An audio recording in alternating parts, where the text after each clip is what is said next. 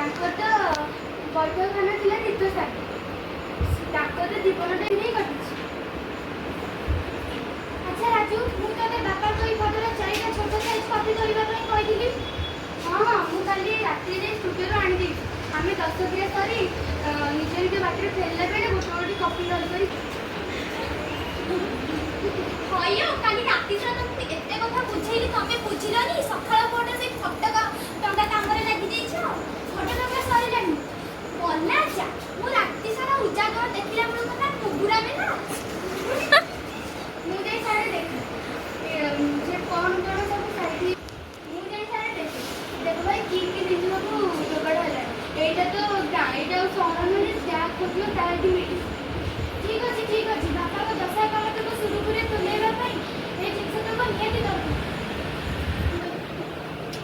ଦଶ କାମ ତ ସବୁ ସୁରୁଖୁରୁରେ ସରିଗଲା। ବନ୍ଧୁବାନ୍ଧବ ଜ୍ଞାନୀ